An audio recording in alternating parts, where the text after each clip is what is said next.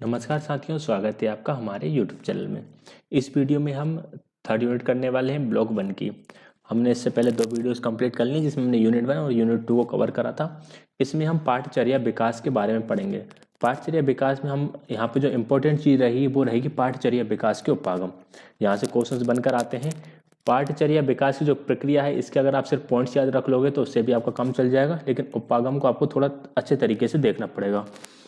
कुछ English medium वाले बच्चे हैं जो काफ़ी नाराज़ हैं क्योंकि मैं कंटेंट हिंदी में दे रहा हूँ। NIOS का कंटेंट भी मैंने पूरा हिंदी में दिया था, तो वो पहले से भी थोड़े से नाराज़ थे और इग्नू को भी हिंदी में शुरू करा है, तो इसके लिए भी वो थोड़े से नाराज़ हैं। मैंने बस यही कर सकता हूँ उनके लिए कि जो टेक्निकल टर्म्स हैं उनको मैं इंग्लिश में PDF के साथ रख सकता हूँ। और अगर कंटेंट मुझे बाइलिंगुअल करना है तो उसमें बहुत ज़्यादा टाइम जाता है और इतना टाइम मैं भी नहीं दे पाता हूँ क्योंकि मैं भी जॉब में हूँ। आज से तो मेरी ट्रेनिंग थी 5 दिन की, तो उस ट्रेनिंग के चक्कर में बहुत कम ही टाइम मिल पाता है वीडियो रिकॉर्ड करने का। और वीडियो रिकॉर्ड करने से ज़्यादा टाइम लगता है कंटेंट प्रिपेयर करने में। एक बात और, मैंने पिछली वीडियो में जिस तरह से स्टार्टिंग में बताया था कि आप लोग वीडियो नहीं देख रहे हो, एवरेज व्यू ड्यूरेशन जो है वो बहुत कम जा रही है वीडियो, मतलब चैनल पे इससे का बुरा इफेक्ट पड़ता है। तो कई लोगों ने वह वीडियो पूरी देखी है जिससे जो एवरेज वॉच टाइम था वो थोड़ा सा बढ़ा है। तो इसी तरीके से आपसे आशा रहेगी कि आप थोड़ा सा मेरा साथ दें। तो स्टार्ट करते हैं इसको और शुरुआत करेंगे। अच्छा, एक बात का और याद रखना कि जो मैंने चीज़ें यहाँ पर हाईलाइट करी हैं, ठीक, इसका PDF तो आपको मिल ही जाएगा। कई बार क्या होता है कि पूरे टॉपिक को कवर करने के लिए या जो बात वो कहना चाह रहे हैं उस बात को कवर करने के लिए मुझे ज़्यादा चीज़ हाईलाइट करना पड़ती है, लेकिन आपको याद उसमें से सिर्फ कुछ ही चीज़ों को रखना होता है। तो इन चीज़ों का आप ध्यान रखिएगा, ऐसा नहीं जितना हाईलाइट कर रखा है मैंने उतना पूरा ही आपको रटना है। और एक तरीका और रहेगा इसको अच्छे से करने का कि यदि आप इनके नोट्स बनाते जाओगे साथ के साथ तो वो बहुत ही बेहतर तरीका रहेगा। या फिर मैं कहूँ कि आप ये वीडियो देख लो पहले फटाफट 1.5x या 2x जैसे भी, जहाँ से आपको समझ में आए उस तरह से। वीडियो देखने के बाद जो आपको PDF मिलता है उस PDF से एक बिल्कुल शॉर्ट नोट्स बना लो। शॉर्ट नोट्स बनाओगे आपको खुद को रिवीजन करने में बहुत आसानी होगी। तो हम स्टार्ट करते हैं। पाठचर्या उपागम की प्रमुख कोटियाँ। कोटियाँ मतलब होता है कैटेगरीज।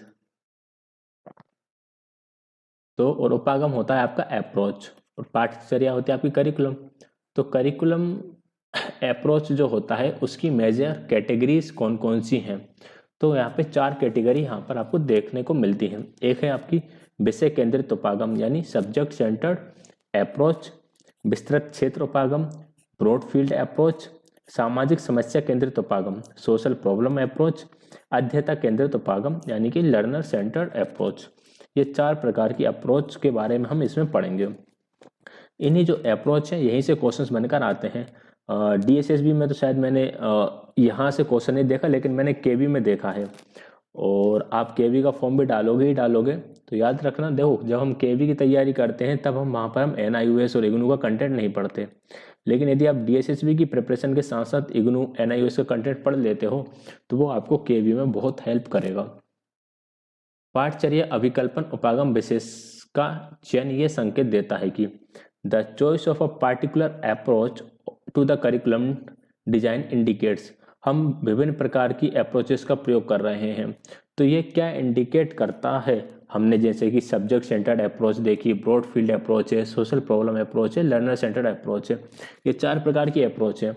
अब इन 4 प्रकार की अप्रोचों का प्रयोग क्यों कर रहे हैं, ये अप्रोच क्या चीज़ है जो इंडिकेट करती हैं।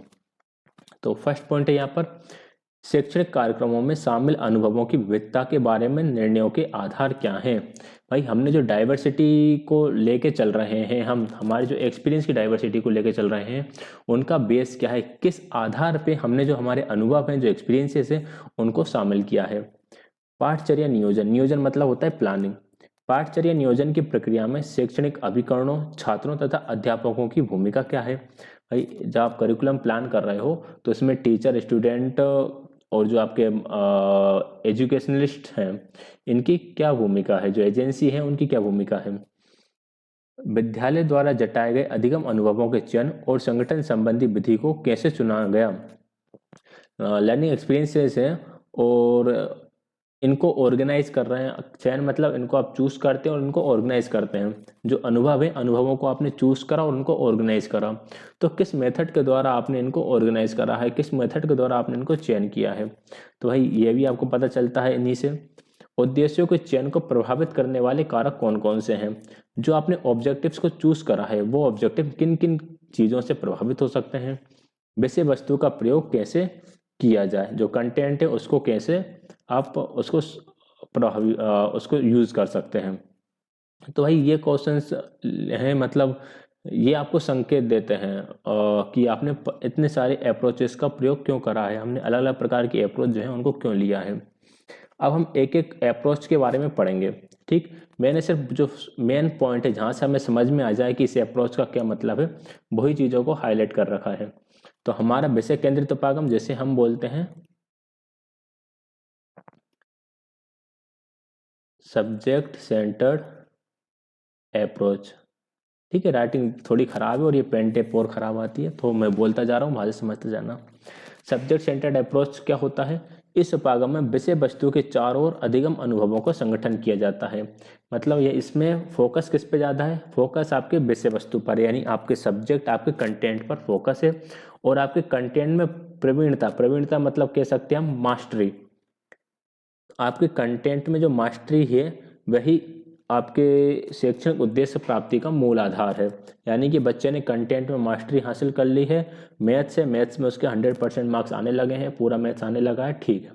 मैथ्स को रियल लाइफ में यूज़ कर पा रहा, नहीं कर पा रहा, उस चीज़ पे ध्यान नहीं दिया जाता। यहाँ पर बस इस बात पे ध्यान दिया जाता है कि जो विषय वस्तु है उसमें मास्टरी हासिल हो जाए। अगला है विस्तृत क्षेत्र उपागम, जिसे हम बोलते हैं broad field approach. Broad field approach, broad field approach क्या करती है, अध्ययन के संपूर्ण क्षेत्र से संबंध ज्ञान बोध को एक व्यापक विषय वस्तु संगठन में लाने का प्रयास करता है। विस्तृत क्षेत्र उपागम में समान विषयों की विषय वस्तु को समाकलित करने का प्रयास किया गया है। देखिए इसमें क्या किया जाता है, इसमें आपके सब्जेक्ट को ऐसे ऑर्गेनाइज किया जाता है जिससे उसके आसपास की चीज़ें भी इंक्लूड कर सकें। जैसे यहाँ पे दे रखा है कि अगर हम विज्ञान विषय की बात करें तो विज्ञान में प्राणी विज्ञान, वनस्पति विज्ञान, शरीर क्रिया, शरीर संरचना, जीवाणु, इन सभी चीज़ों को एक साथ एक ही विषय के साथ पढ़ाया जाता है। आपके जो सब्जेक्ट मैटर है उसको ब्रॉड वे में ऑर्गेनाइज किया जाता है। तो ये हो गया आपका विस्तृत क्षेत्र उपागम। ज्ञान के विभिन्न क्षेत्रों को सहसंबंध समाकलित करने के प्रयास किए जाते हैं। यानी वो इंटीग्रेशन वाली बात हो गया, जैसे कि हम ईवीएस नहीं पढ़ाते बचपन, वो छोटे क्लासों में, तो उसमें साइंस और सोशल साइंस दोनों ही और जो पर्यावरण, तीनों ही कॉन्सेप्ट उसमें लगा देते हैं, तो आपका इसी का पार्ट हो जाएगा। एक ही आपका सामाजिक प्रॉब्लम अप्रोच, सामाजिक प्रॉब्लम अप्रोच जिसे हम बोलेंगे सोशल प्रॉब्लम्स अप्रोच।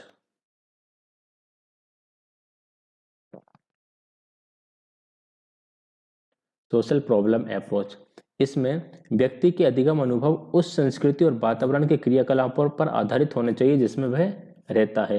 यानी कि बच्चे के कल्चरल और उसके एनवायरमेंटल फैक्टर्स पर आधारित उसका लर्निंग एक्सपीरियंसेस होना चाहिए।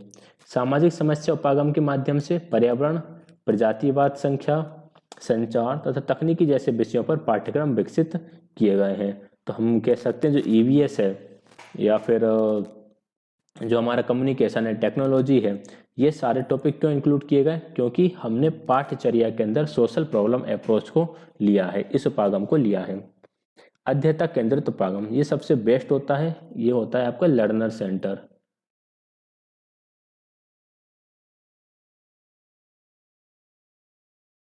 लर्नर सेंटर्ड अप्रोच क्या होती है, जिसमें लर्नर को सेंटर रखा जाता है, यानी सीखने वाला जो है वह उसको केंद्र में रखकर अधिगम करना होता है। अधिगम एक ऐसी क्रिया है जिसमें हम अनुभवों द्वारा अपने व्यवहार में परिवर्तन करते हैं। अधिगम लर्निंग क्या होती है, लर्निंग की डेफिनेशन लिख रखी है ये तो, कि जो हमारे अनुभवों के द्वारा जो हमारे व्यवहार में परिवर्तन होता है वही हमारी लर्निंग होती है। Learning is a change in our behaviour through experiences. पाठचर्या विकास की इस उपागम में विद्यालय अनुभवों द्वारा छात्रों को ऐसी विधियां सिखाने का प्रयास किया जाता है जिन्हें एक प्रभावी नागरिक समस्या समाधान, अपनी रुचि और ज़रूरतों को पूरा करने के लिए प्रयोग में लाता है। इस प्रकार की पाठचर्या योजना छात्रों के वर्तमान जीवन से ज़रूरतों पर आधारित होती है। उसके वर्तमान जीवन में किस प्रकार की समस्याएं आ सकती है, वह उन समस्याओं का समाधान कर सके। पाठचर्या में इंटरेस्ट रखे। पाठचर्या ऐसी हो जो उसकी ज़रूरतों को पूरा कर सके ताकि वे अपने वर्तमान जीवन को बेहतर ढंग से जी सके। तो लर्निंग सेंटर्ड अप्रोच में इस तरह से कंटेंट को लिया जाता है। इसमें भविष्य की अपेक्षा वर्तमान का सामना करने के लिए तैयार किया जाता है।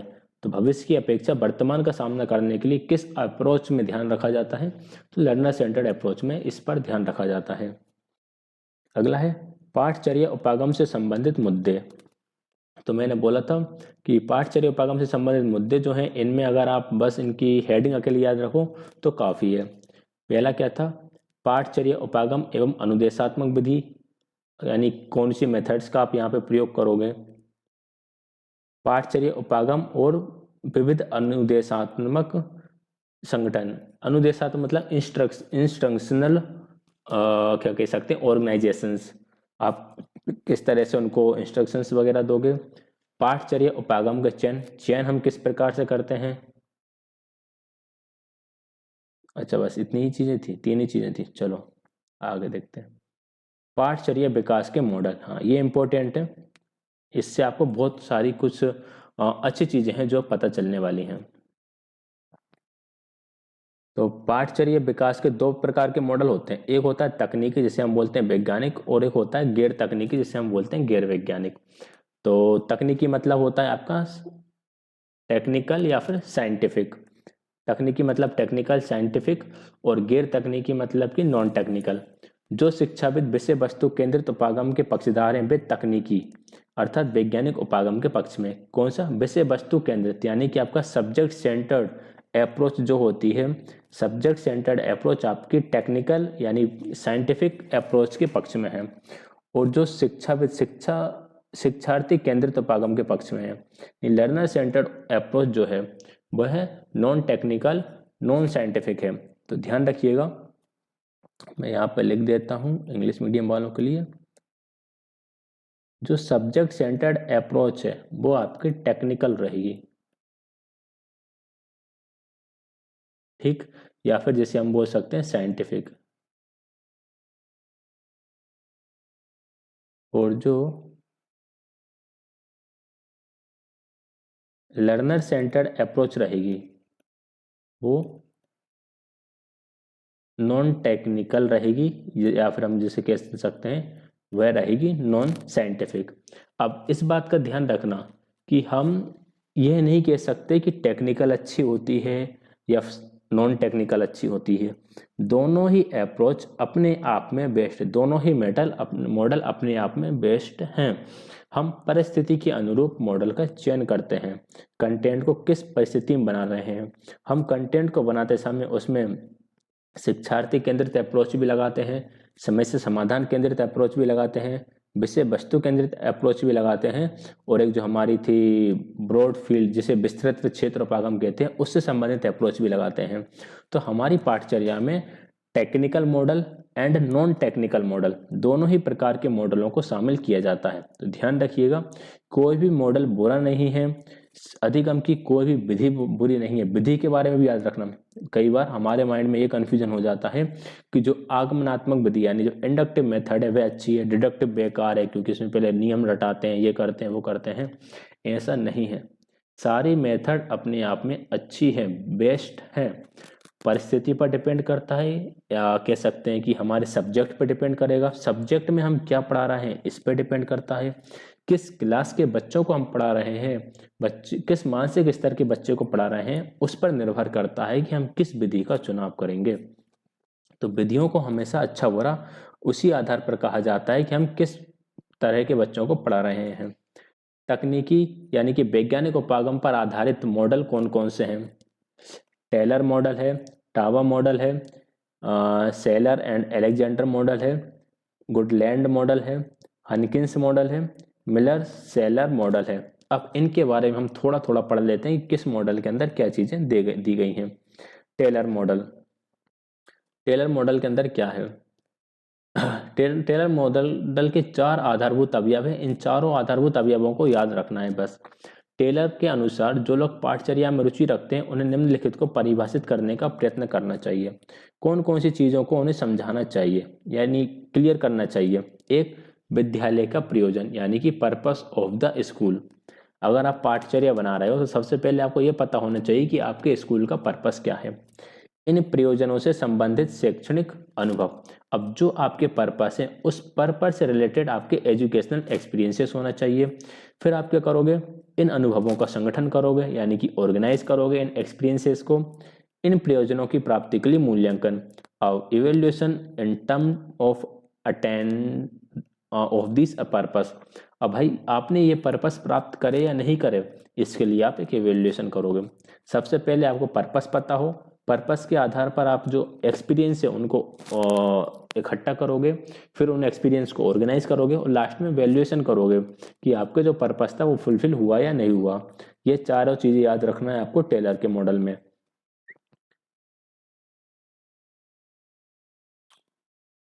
देखो टेलर का मॉडल यहाँ पर भी दे रखा है तो हम इसे भी देख लेते हैं कि यह यहाँ पर क्या कहना चाह रहे हैं इस मॉडल के माध्यम से। इस मॉडल के माध्यम से ये कह रहे हैं ये कि जो हमारे अधिगम अनुभव हैं, जो हमारे अनुभव है उनका स्रोत क्या होता है। स्रोत मतलब होता है सोर्स।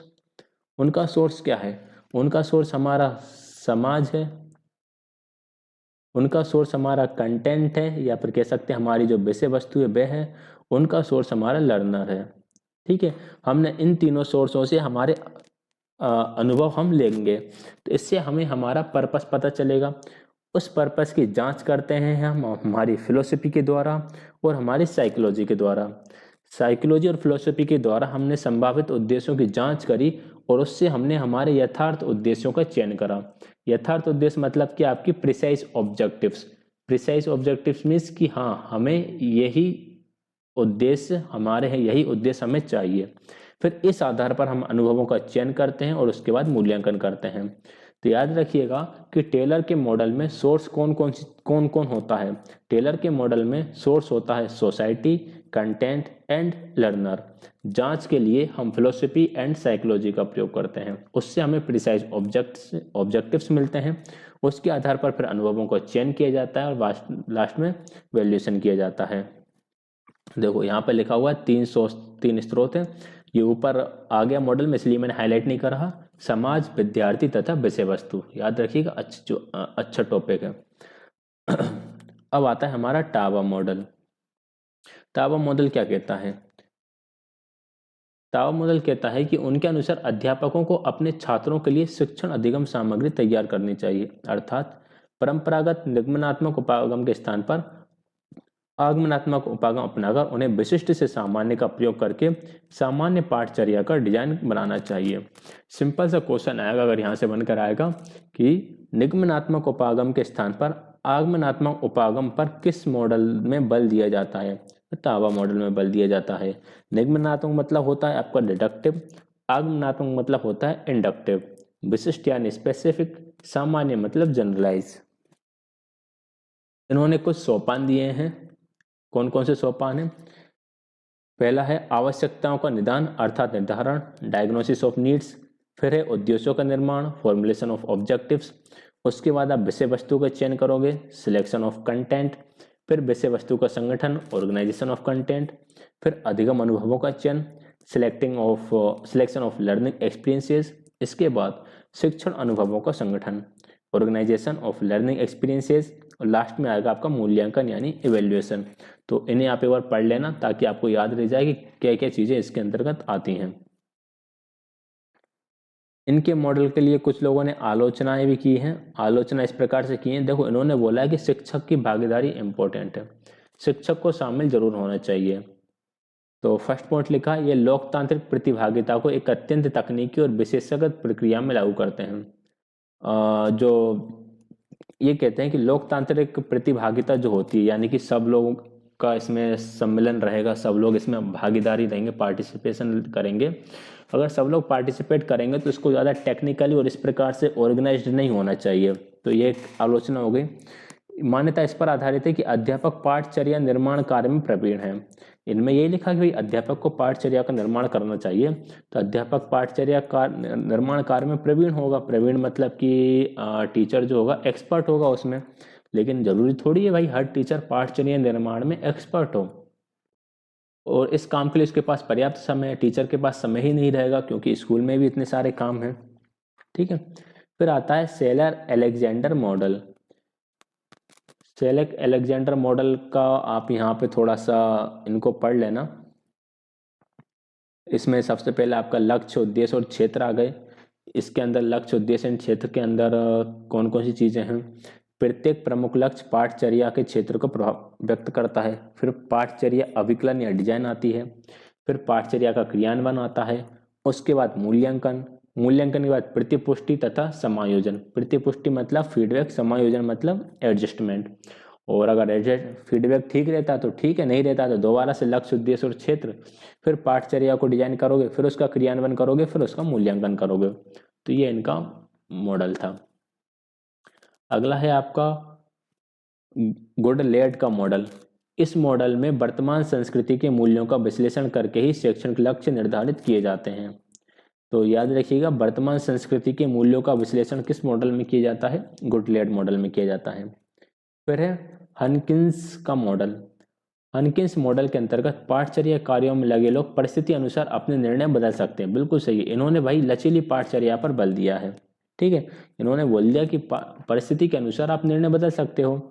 यह मॉडल इस पर आग्रह करता है कि पाठचर्या का दार्शनिक नियोजक चिंतन पाठचर्या क्रियाकलापों में उसका मार्गदर्शन करे। इसको मैंने यहाँ पर इंग्लिश में लिखा है क्योंकि हिंदी इतनी डेंजर थी, मैं ही एक बार कंफ्यूज हो गया था।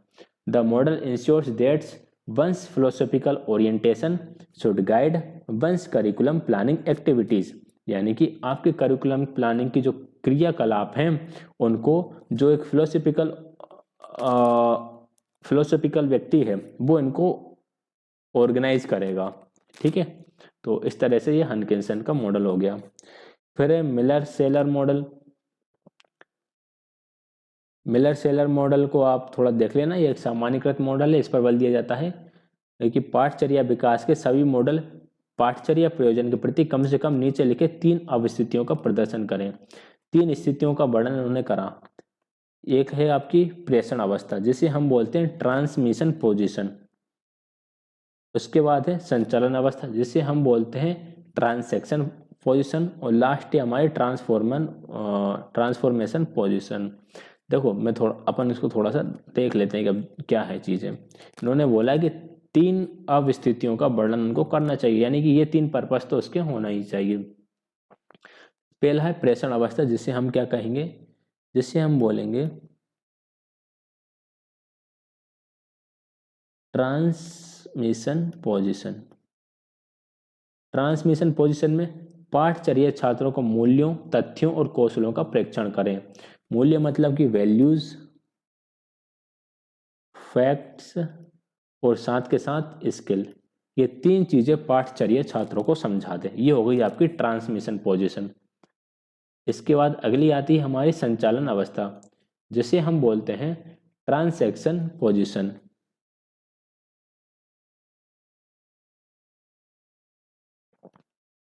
ट्रांसैक्शन पोजीशन क्या कहती है कि पाठचर्या का संचालन अध्यापक और छात्रों में संवादात्मक प्रक्रिया अर्थात शिक्षा शास्त्री अन्योन्य क्रियाओं द्वारा होना चाहिए। कुल मिलाकर टीचर एंड स्टूडेंट दोनों के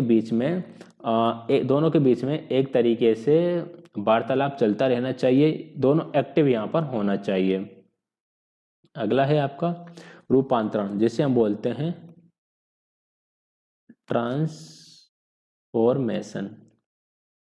ट्रांसफॉर्मेशन अवस्था। इसमें पाठचर्या से व्यक्तिगत बदलाव तथा सामाजिक अभिवृत्तियों को प्रभावित किया जाता है। इसका अर्थ यह है कि जो पाठचर्या हमने पढ़ाई, ठीक, उस पाठचर्या से बच्चे में क्या परिवर्तन आया, तो वो ट्रांसफॉर्मेशन अवस्था के अंतर्गत आ जाएगा। एक बार वो देख लेते हैं जरा फटाफट। 3 प्रकार की अवस्थाएं थी। एक थी आपकी ट्रांसमिशन पोजीशन जिसमें छात्रों को वैल्यूज, फैक्ट्स एंड स्किल बताई जाती हैं। ट्रांसैक्शन पोजीशन जो होती है, इस अवस्था में अध्यापक और बच्चों के बीच में संवादात्मक क्रिया चलती रहना चाहिए, यानी दोनों में बात चलती रहना चाहिए। फिर लास्ट में हमारी ट्रांसफॉर्मेशन पोजीशन आती है, जो व्यक्तिगत बदलाव की बात करती है कि क्या उसमें परिवर्तन आया है। इन्होंने इनके मॉडल को एक डायग्राम के द्वारा ही बताया। अभिविन्यास मतलब होता है ओरिएंटेशन।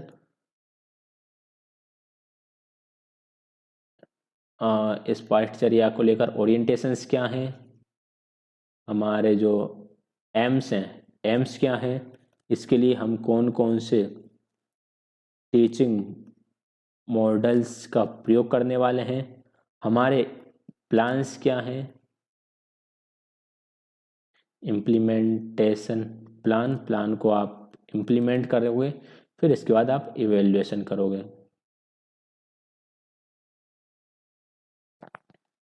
चलिए आगे है हमारे गैर तकनीकी गैर वैज्ञानिक model, non technical non scientific model. इसमें सबसे पहले है हमारा मुक्त कक्षा मॉडल, जिसे हम बोलते हैं the open classroom model. Open classroom model, इस मॉडल के अनुसार शिक्षार्थी स्वयं करके या क्रियाकलापों में भागीदारी द्वारा ही सीखता है। बस इस चीज को याद रखना। ओपन क्लासरूम मॉडल में बच्चा स्वयं करके और क्रियाकलापों में भागीदारी यानी कि खुद ही क्रियाकलापों में पार्टिसिपेट करके सीखेगा। यह क्या करेगा, शिक्षार्थियों में विश्वास जगाता है, उसकी स्वायत्ता को बढ़ाता है, यानी कि दूसरों पर निर्भरता कम करता है, खुद पर निर्भरता को बढ़ाता है कि मैं काम खुद ही कर पाऊंगा। इस मॉडल के अनुसार पाठचर्या शिक्षार्थियों की रुचियों, आवश्यकताओं और अभिवृत्तियों पर आधारित होना चाहिए, यानी बच्चे की इंटरेस्ट क्या है, बच्चे की ज़रूरतें क्या है और बच्चे का एप्टीट्यूड क्या है, बच्चे के एप्टीट्यूड के अनुसार आपकी पाठचर्या होना चाहिए। अगला आता है इसमें विंस्टन फंटिनी मॉडल। नाम थोड़ा अजीब है पर हमें तो याद करना है क्योंकि हमें नंबर लाना है, हमें जॉब लगाना है। तो विंस्टन फंटिनी मॉडल क्या कहता है, इस मॉडल के अनुसार वर्तमान पाठचर्या की विषय वस्तु और प्रविधियों की प्रासंगिकता को जांचने के लिए अध्यापक नई सामग्री और प्रविधियां तैयार कर सकता है। इस प्रकार अध्यापक पाठचर्या को नया रूप दे सकता है। वर्तमान पाठचर्या में जो कंटेंट है या जो विधियों का यूज का उपयोग किया जा रहा है वो आज के समय को लेकर कितनी रिलेवेंट है, उस उनके रिलेवेंट को चेक करने के लिए वह अपने अनुसार नया कंटेंट बना सकता है, नई मेथड से बना सकता है और पाठचर्या को एक नए रूप में परिवर्तित कर सकता है।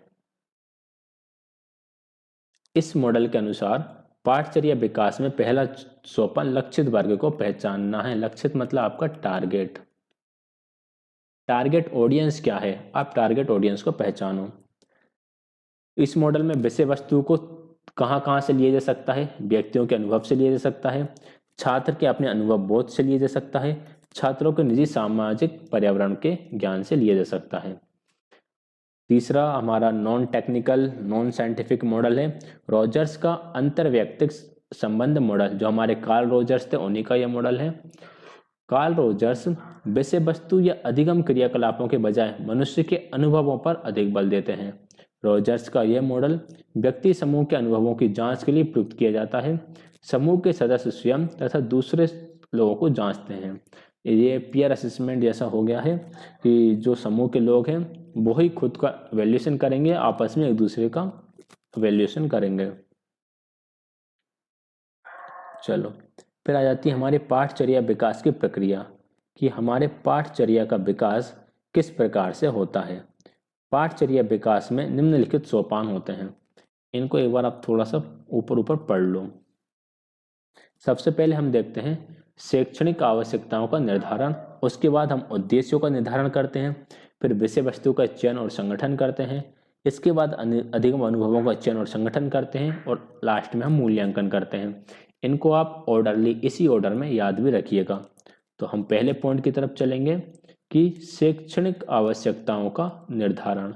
शैक्षणिक आवश्यकताओं के निर्धारण में कौन कौन सी चीज शामिल की जाएंगी। पहला पॉइंट, दो उपाय हैं। आवश्यकता निर्धारण के कितने उपाय हैं, दो उपाय हैं। पहला है हम एक विशेष सर्वेक्षण द्वारा शैक्षणिक आवश्यकताओं का निर्धारण करें। हम लक्षित समूह संबंधी उन पक्षों का अध्ययन करें जिनमें शैक्षणिक निवेश की जरूरत है। तो इसके लिए एक हम सर्वे कर सकते हैं। उस सर्वे के हिसाब से हमें जो भी हमारा लक्षित समूह है जो हमारा टारगेट समूह है उससे संबंधित पक्षों का अध्ययन कर सकते हैं कि हमें एजुकेशन में निवेश कहाँ करना है, यानी कहाँ पे हमें इन्वेस्ट करने की ज़रूरत है। क्षेत्रीय अध्ययन के द्वारा निर्धारित की गई आवश्यकता अनुभूत आवश्यकताएं कहलाती हैं, जिसे हम बोलते हैं फेल्ट नीड। देखिए मैं जो यहाँ पर वर्ड लिखता जा रहा हूँ ना, मुझे क्या पड़ी है यहाँ पर इंग्लिश में फेल्ट नीड से लिखने का, क्योंकि यहीं से यही वो चीज़ है जहाँ से हम कहते हैं हर कैसे क्वेश्चन बनकर आ रहे हैं, यहीं से हर कैसे क्वेश्चन बनते हैं। जब आप क्षेत्रीय अध्ययन करते हो, क्षेत्रीय अध्ययन मतलब कि फील्ड स्टडी करते हो, इसके द्वारा आप आवश्यकताओं का जो निर्धारण करोगे वो आपकी फेल्ट नीड्स कहलाएंगी। आवश्यकता निर्धारण का दूसरा उपाय है उपलब्ध आंकड़ों का विश्लेषण। हम आंकड़ों का विश्लेषण करके भी आवश्यकताओं का निर्धारण कर सकते हैं, और गैर स्रोतों से निर्धारित जो आवश्यकताएं रहेंगी, जिन्हें गौण स्रोत मतलब होते हैं हमारे हम कहते हैं शायद इनको सेकेंडरी कुछ कहते हैं। एक मिनट में, थोड़ा मेरे पास इंग्लिश का पीडीएफ भी खुला है, इसमें मैं देख लेता हूँ। सेकेंडरी सोर्स बोलते हैं।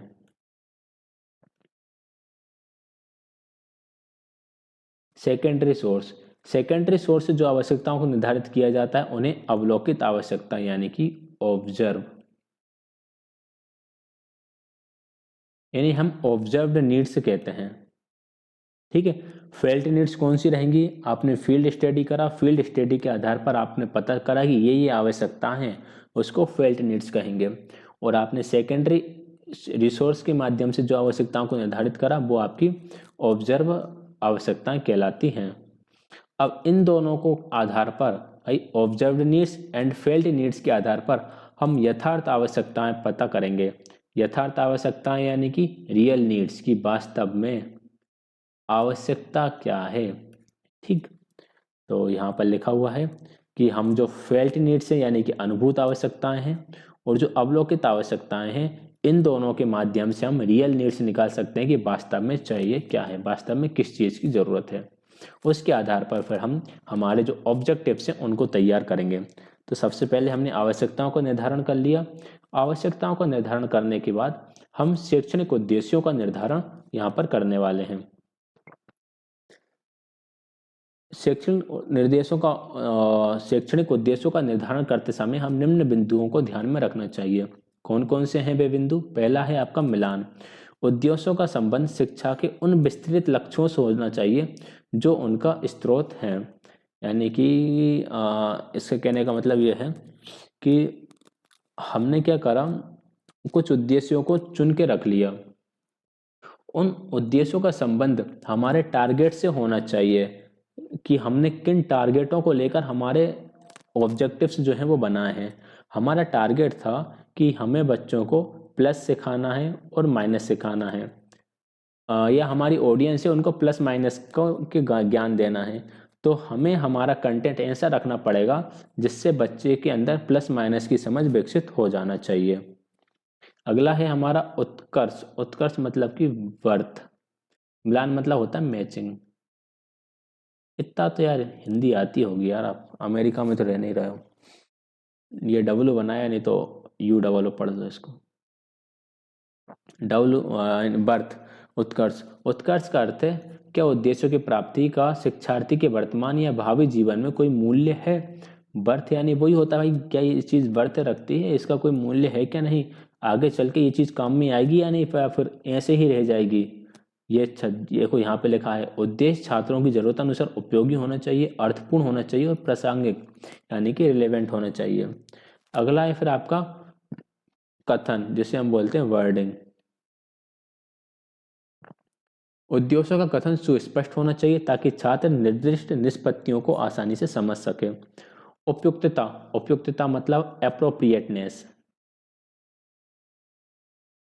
एप्रोप्रिएटनेस, एप्रोप्रिएट होने चाहिए जो भी हमारे उद्देश्यों का हमने चयन किया है, छात्रों की रुचि और आवश्यकताओं को पूरे करने वाले हों। इसी बात को ध्यान में रखते हुए उन्हें तैयार करना चाहिए। अगला है तार्किक वर्गीकरण। तार्किक वर्गीकरण यानी कि होगा हमारा लॉजिकल ग्रुपिंग।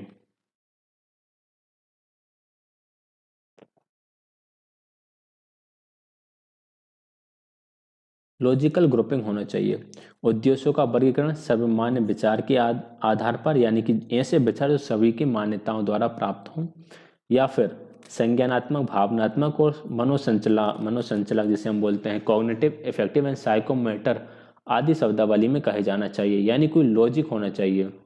हमारे जो भी हमने उद्देश्य हैं उनको ऐसे ही चूज नहीं कर लिया हो, सर्वसहमति से और हमारे तर्क पर आधारित होना चाहिए। पुनरीक्षण यानी कि रिवीजन, एक बार भाई देख लो कोई उद्देश्य छूट तो नहीं रहा है, सभी उद्देश्य हमारे बच्चों की जो आवश्यकता है उनको पूरा कर रहे हैं या नहीं कर रहे हैं। पुनर्विचार करना आवश्यक है समय समय पर, क्योंकि छात्रों की जरूरतें, ज्ञान का क्षेत्र, अनुदेशात्मक नीतियां आजकल बहुत तेजी से बदल रहे हैं।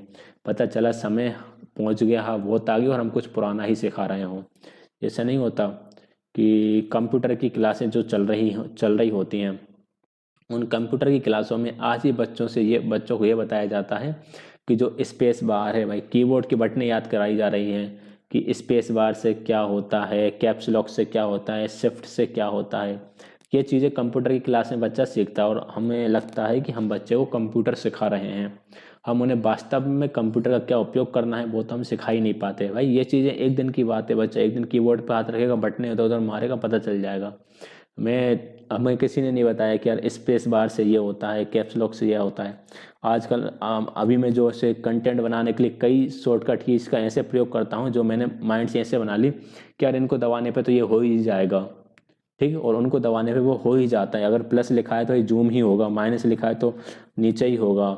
ये वाले जो साइन बने होते हैं आपकी कीज पर, एक ये वाला साइन बना होता है और एक ये वाला साइन बना होता है, इन कीज का प्रयोग मैंने बिना कहीं देखे बस ऐसे ही रैंडमली 2-3 बटनों को एक साथ प्रेस करा और ये वो काम कर गई। तो ये चीज़ें तो ऐसे ही आ जाती हैं। तो ये चीज़ें तो हम बच्चों को फालतू में सिखाते रहते हैं, शॉर्टकट की कॉपी पेस्ट की ही सिखाते रहते हैं। मैंने देखा 3rd क्लास 4th क्लास के कंप्यूटर के बच्चों की बुक, उसमें क्वेश्चन ऐसे पूछे जाते हैं कि कॉपी करने के लिए कौन सी कीज का प्रयोग करोगे, तो बच्चा Ctrl+C का प्रयोग करेंगे, पेस्ट के लिए Ctrl+V का प्रयोग करेंगे, अंडू रीडू, यही चीज़ें सिखाते जा रहे हैं। तो ऐसा नहीं भाई, आजकल समय बहुत आगे आ गया है, ये चीज़ें तो बहुत पीछे रह गई हैं। चलिए अब विषय वस्तु के चयन के मापदंड। आपने सबसे पहले क्या करा, आवश्यकताओं को देखा। आवश्यकताओं के बाद आपने ऑब्जेक्टिव्स देखे। ऑब्जेक्टिव्स के बाद आप कंटेंट को सिलेक्ट करोगे। तो कंटेंट को सिलेक्ट करने के क्या क्राइटेरिया होंगे, उन क्राइटेरिया की हम बात कर लेते हैं। तो ये कुछ क्राइटेरिया हैं कंटेंट को सिलेक्ट करने के। सबसे पहले है हमारा आत्मनिर्भरता। आत्मनिर्भरता मतलब होता है सेल्फ सफिशियंसी।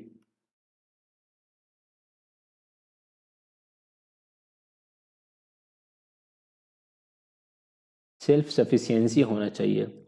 यह मापदंड छात्रों को अधिक से अधिक आत्मनिर्भर बनने में अत्यंत मितव्ययी ढंग से मदद करता है। छात्र जो हैं वे आत्मनिर्भर बने, किसी के ऊपर डिपेंड ना हो, स्वावलंबी आत्मनिर्भर बनने में सहायक हो। कंटेंट ऐसा हो बच्चे खुद पढ़ के सीख जाएं, कोई सिखाने वाला ना हो, तब भी पढ़कर भी उन्हें समझ में आना चाहिए। अगला है महत्व। हमारे कंटेंट की का महत्व होना चाहिए, सिग्निफिकेंस होना चाहिए। वैधता, कंटेंट जो है वह वैलिड हो, उस पर विश्वास किया जा सके। कंटेंट में रुचि आना चाहिए, भाई ऐसा ना हो कि बोरिंग सा कंटेंट हो। कंटेंट की उपयोगिता होना चाहिए। उपयोगिता मतलब कि यूटिलिटी, भाई उपयोगी हो कंटेंट। अधिक मत हो, अधिक मतलब ऐसा हो जिसे सीखा जा सके, उसमें चीज़ें ऑर्गेनाइज हो, क्रमबद्ध तरीके से लगी हुई हो, ऑर्डर में लगी हुई हो, तो वह सीखने लायक हो। और एक आपकी साध्यता। साध्यता मतलब कि वे उपलब्ध समय, साधन, लागत, तकनीकी, सामाजिक, राजनीतिक वातावरण को ध्यान में रखकर विषय वस्तु का विश्लेषण और परीक्षण करें, ताकि हमें पता चले कि जो कंटेंट हमने चूज करा है उसे इस प्रकार के माहौल में लागू किया जा सकता है। इसके बाद हमारा आता है, हमने यहाँ पर क्या करा, कंटेंट को सिलेक्ट क्राइटेरिया बना लिया कि कंटेंट को किस किस क्राइटेरिया पर हम चेक करेंगे। अब हम उस कंटेंट का गठन करेंगे, यानी उस कंटेंट को ऑर्गेनाइज करेंगे।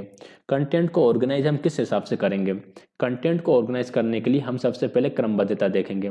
क्रमबद्धता में हम ये चीज़ें रखते हैं कि कंटेंट हमारा ऐसा जमा हो कि उसमें ज्ञात से अज्ञात की ओर चीज़ें हों, सरल से जटिल की ओर हो, मूर्त से अमूर्त की ओर हो। तो इस प्रकार से हम वहाँ पर क्रमबद्धता मतलब सीक्वेंस का ध्यान रखेंगे। सीक्वेंस है हमारा कंटिन्यूटी, यानी हमारी पाठचर्या ऐसी होनी चाहिए जो उत्तरोत्तर कठिन निष्पादन की ओर ले जाए। पहले सरल से शुरू हो, पहले इजी हो, और फिर चलते चलते चलते चलते वो कैसी हो जाए, थोड़ी सी टफ हो जाए या थोड़ी सी हार्ड हो जाए, ताकि वह कठिन चीज़ों को भी सीख सके। तो पहले सरल हो और फिर बाद में कठिन हो। इस प्रकार से वह निरंतर चलती रहे, ऐसा ना हो कि वह एक जगह जाकर रुक जाए। पाठचर्या की विषय वस्तु के द्वारा अधिगम की निरंतरता बनी रहनी चाहिए तथा विस्मरण के कारण होने वाली भूलों को कम किया जाना चाहिए। इस तरह से कंटेंट हो कि चीज़ें, बच्चा उन चीज़ों को भूले ना, वह चीज़ें उसके दिमाग में बनी रहें। इसके बाद है एकीकरण। एकीकरण मतलब कि इंटीग्रेशन। इंटीग्रेशन मतलब वही कि यार इस प्रकार से चीज़ों को बनाओ कि बच्चा एक विषय के साथ साथ 2-3 विषय सीखे। जैसे भूगोल और इतिहास को मिलाकर सामाजिक अध्ययन विषय बनाया था। गणित और विज्ञान को भी हम एक साथ मिला के पढ़ा सकते हैं। ईवीएस में तो हम पढ़ाते ही पढ़ाते हैं, तो इंटीग्रेशन को हमें ध्यान में रखना है। तो हमें इंटीग्रेशन को, कंटिन्यूटी को और सीक्वेंसिंग को, 3 चीज़ों को ध्यान में रखना है कंटेंट को ऑर्गेनाइज करते समय। अगला आता है हमारा सिलेक्टिंग लर्निंग एक्सपीरियंसेस, अधिगम अनुभवों का चयन। अधिगम अनुभवों का चयन हम किस आधार पर करेंगे? अधिगम अनुभवों का चयन हम इन प्रश्नों को आधार पर करने वाले हैं। क्या अधिगम अनुभव पाठचर्या के सामान्य और विशेष उद्देश्यों की प्राप्ति में वही कार्य करते हैं जिनकी उनसे अपेक्षा है? जो हमारा डिजायर होता है या जो हम चाहते हैं उसी प्रकार से उद्देश्यों की प्राप्ति होती है? नहीं। क्या छात्र प्राप्त ज्ञान का जीवन की वास्तविक परिस्थितियों में प्रयोग करने योग्य हो जाएंगे? क्या समय, अध्यापकों की विशिष्ट योग्यताओं, संसाधन आदि के संदर्भ में एक निश्चित समय में पाठचर्या की विषय वस्तु को सीखना संभव है? और भी यहाँ पर क्वेश्चंस दे रखे हैं, हम फटाफट पढ़ लेते हैं क्योंकि इनको बस एक बार पढ़ना ही है। मैंने पूरा कंटेंट हाईलाइट नहीं कराना, मतलब पढ़ना है। यहाँ पर आप बस हेडिंग याद कर लेना। क्या अधिगम अनुभव छात्रों को इस योग्य बना सकते हैं कि वे उनके द्वारा अपनी चिंतन एवं तर्क शक्ति कौशलों का विकास कर सकें? क्या अधिगम अनुभव छात्रों को इस बात के लिए अभिप्रेरित करते हैं कि वे व्यक्तिगत रूप में और सामाजिक सदस्य के रूप में अपने अस्तित्व को समझ सकें? क्या अधिगम अनुभव छात्रों को नए अनुभव प्राप्त करने, खुलेपन, विविधता प्रति सहनशीलता प्रदान करते हैं? फटाफट पढ़ लेता हूँ मैं। क्या अधिगम अनुभव छात्रों को अपनी आवश्यकताओं और रुचियों को व्यक्त करने योग्य बनाते हैं? क्या अधिगम अनुभव छात्रों में संज्ञानात्मक, भावात्मक और मनश्चालक कितना अच्छा वर्ड लिखा है, क्षेत्रों को पूर्ण विकास की शक्ति देते हैं? इस आधार पर हम जो अधिगम अनुभव है उनका चयन करते हैं। इसके बाद है हमारा लास्ट आता है पाठचर्या का मूल्यांकन। सबसे पहले हमने पाठचर्या का मूल्यांकन की ये मतलब स्टेजेस इस प्रकार चलती हैं। पहले हमारे ऑब्जेक्टिव्स होते हैं, फिर हम एक्टिविटीज कराते हैं, फिर उनका मूल्यांकन करते हैं। तो यह उद्देश्य और मूल्यांकन में संबंध हो गया। किसी भी सार्थक क्रिया या गतिविधि के लिए मूल्यांकन की कुछ विशेषताएं होती हैं। तो ये हैं हमारे मूल्यांकन की विशेषताएं। हमारे मूल्यांकन, अरे यार ये यहाँ पर इंग्लिश में लिखना भूल गया। पाठचर्या के उद्देश्यों के साथ संगति, consistency with the objectives of the curriculum. मतलब मेरी राइटिंग इतनी बुरी वाकई में नहीं है, मतलब कॉपी पेन पे बहुत बढ़िया राइटिंग आती है, यहीं पर इस पे नहीं चलती पेन टेप पे। तो पाठचर्या के साथ संगति होना चाहिए उद्देश्य, यानी जो हमारे ऑब्जेक्टिव्स हैं उसी के आधार पर पाठचर्या हमारी होना चाहिए। पर्याप्त निदानात्मक मूल्यांकन होना चाहिए। निदानात्मक मतलब कि डायग्नोस्टिक मूल्य होना चाहिए, वैल्यू होना चाहिए। व्यापकता हो, व्यापकता मतलब कॉम्प्रिहेंसिवनेस हो, इसके अंदर होना चाहिए।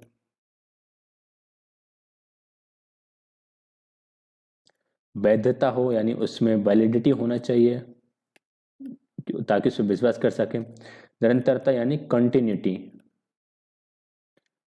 तो हमें वैल्यूएशन के टाइम पर जब हम पाठचर्या का मूल्यांकन करते हैं तो हम क्या चेक करते हैं कि जो हमारे ऑब्जेक्टिव्स हैं उन ऑब्जेक्टिव्स के साथ कंसिस्टेंसी यानी संगति हो, उसमें डायग्नोस्टिक वैल्यूज हो, उसमें व्यापकता हो, वैधता हो और निरंतरता हो। ये 5 चीज़ों को हमें चेक करना है वैल्यूएशन के टाइम पे।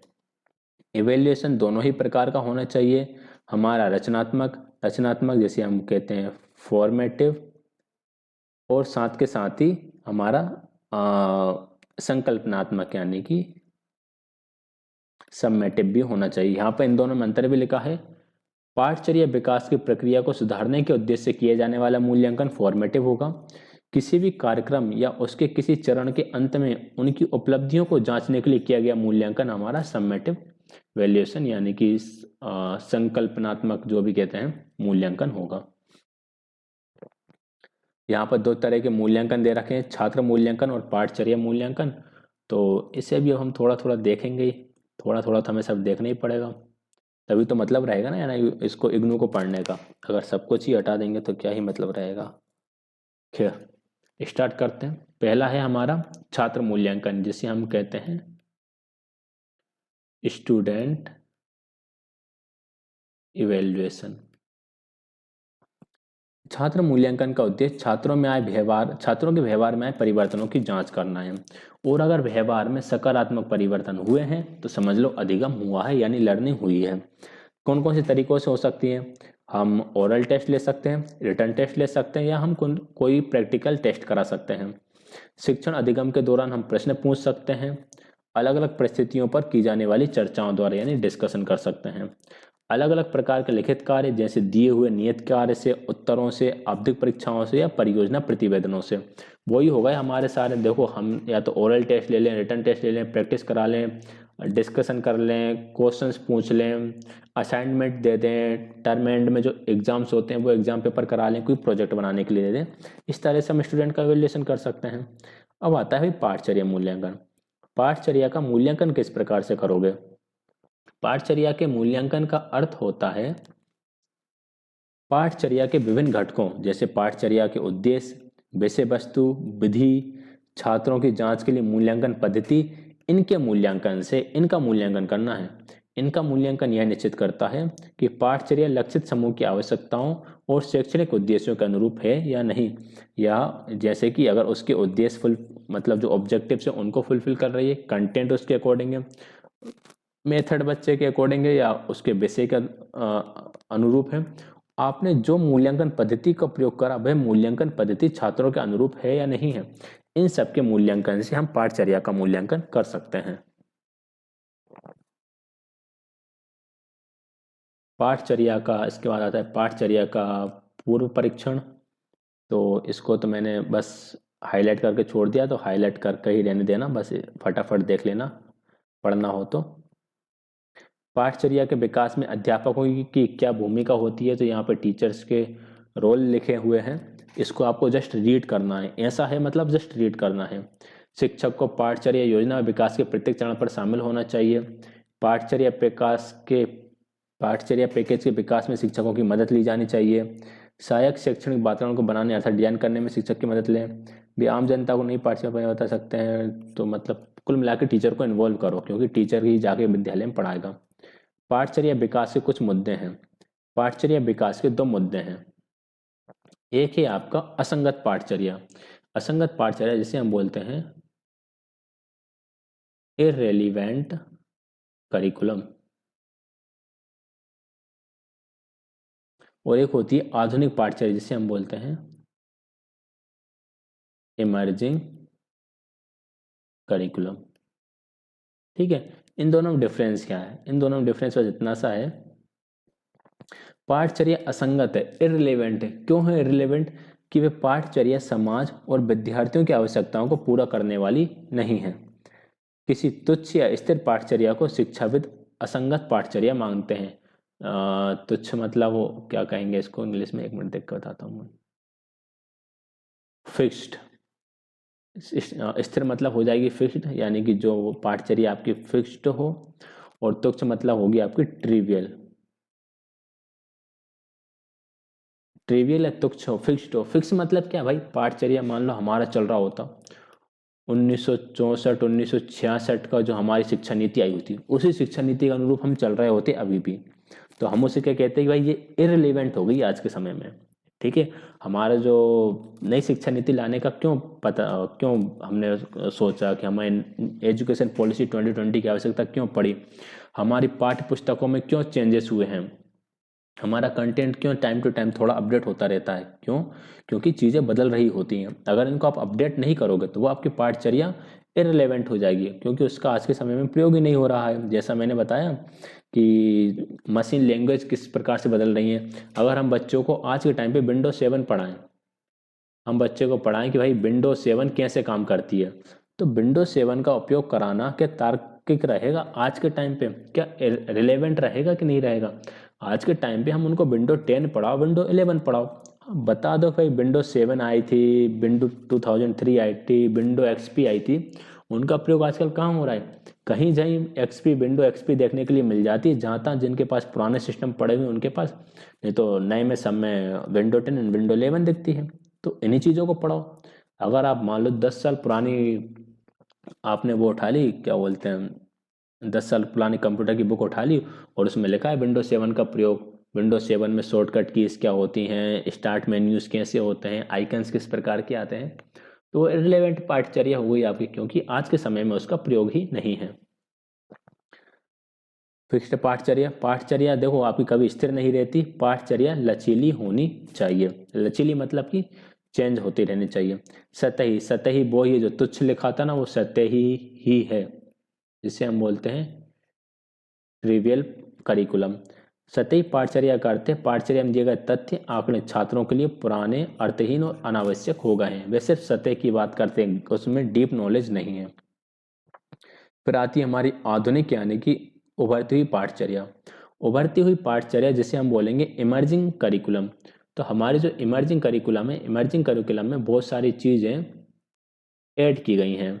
कौन कौन सी चीज़ें? इसके अंदर विशेष शिक्षा यानी स्पेशल एजुकेशन को इंक्लूड किया गया, बहुसांस्कृतिक शिक्षा, मल्टी कल्चरल एजुकेशन।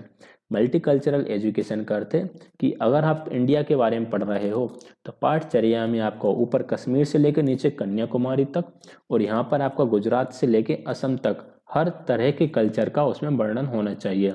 उसमें आपकी यौन शिक्षा यानी सेक्स एजुकेशन के बारे में बात होना चाहिए, ड्रग्स एब्यूज के बारे में बात होना चाहिए, नशीली दवाओं का क्या दुरुपयोग है,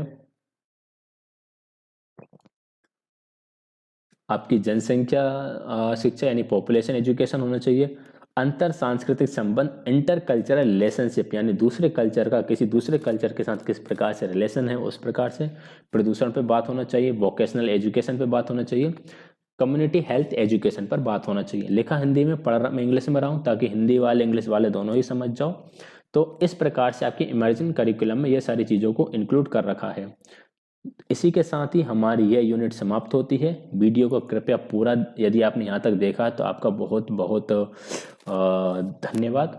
और पीडीएफ आपको डिस्क्रिप्शन में पीडीएफ का लिंक मिल जाएगा, ये आप जानते ही हैं। बाकी कोई डाउट रहे, किसी प्रकार की समस्या रहे तो उसके लिए आप बिल्कुल कमेंट कर सकते हैं। वीडियो यहाँ तक देखने के लिए आप सभी का बहुत बहुत धन्यवाद।